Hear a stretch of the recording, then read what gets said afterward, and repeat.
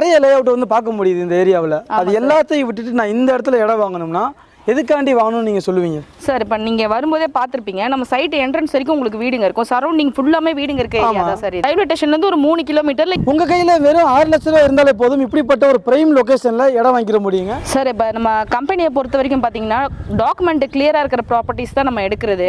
இது நம்ம சிஎம்டிஏ லிமிட்குள்ளே வருது சார், அதனால சிஎம்டிஏ வித் ரேரா அப்ரூவ் ப்ராப்பர்ட்டிஸ்.